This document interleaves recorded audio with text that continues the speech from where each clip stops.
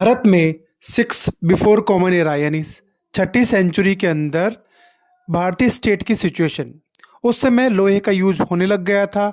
लोहे से कॉइन बनाने लग गए थे और डाइवर्स सिस्टम ऑफ थॉट थी, मतलब बुद्धिज्म और जैनिज्म आ चुके थे six century before common era में। ठीक है।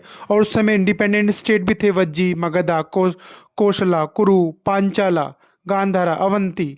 और इन सब के जो राजा थे उनको गनाज बोलते थे, सनाज बोलते थे।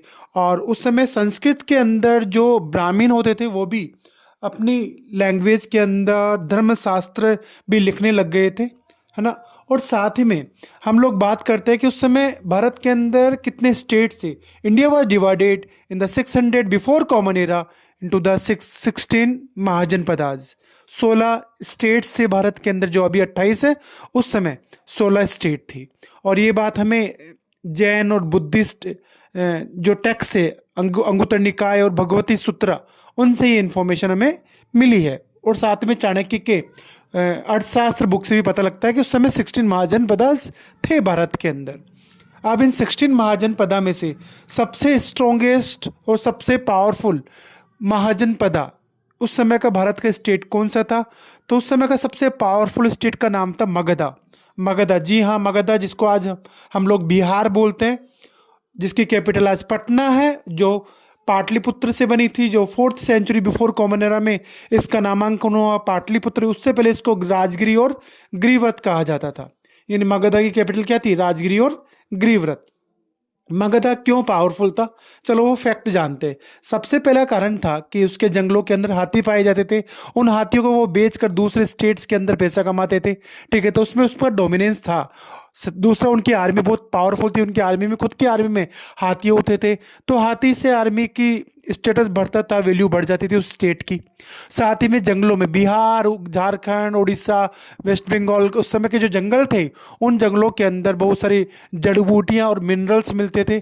जड़ी बूटियाँ भी वो बेचकर और अलग अलग स्टेट के अंदर फेमस हुए और बहुत सेंटर बन चुका था पूरे भारत का जड़ी बूटियों के उपयोग के लिए, जो हमारे बुद्धिस्ट और जैनिस्ट टेक्स्ट के अंदर मेंशन है कि कैसे यूज किया जाता था हमारी जड़ी बूटियों का। और साथ ही में उस समय जो जंगल थे, उस समय जंगल के आज भी हम लोग देखेंगे कि ये जो छोटा नागपुर रीजन है, बिहार, झारखंड, इस रीजन के अंदर वहाँ पर आज भी हमें मिलता है कि वहाँ पर कोयला, लोहा मिलता है। तो उस समय लोहा और कोयला यानी आयरन की माइंस थी वहाँ पर मगधा के अंदर, बिहार के अंदर।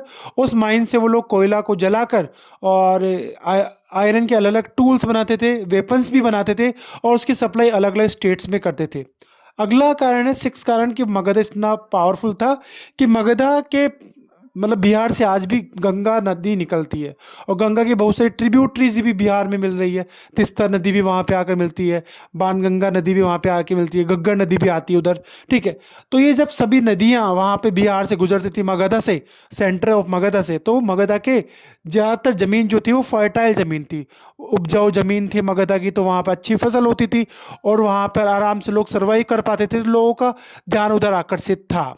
और सबसे सेवंथ बात थी कि मगधा इतना पावरफुल था क्योंकि मगधा चारों तरफ से एक बाउंड्री से घिरा हुआ। आज भी हम लोग एनसीईआरटी की बुक में देखें, यहाँ बिहार का हम जिक्र करें गया के अंदर, तो उसकी पहाड़ियों से वहाँ पर एंशियंट दीवार बनी हुई है। उस समय जो राजगिरी, जो कैपिटल थी मगधा स्टेट की, वो पूरी तरह से चारों तरफ से दीवार से घिरी हुई थी, जो सुरक्षा के नजरिए से बहुत सही थी। और चारों तरफ उसके पहाड़ भी है, पहाड़ के ऊपर दीवार बनी हुई थी।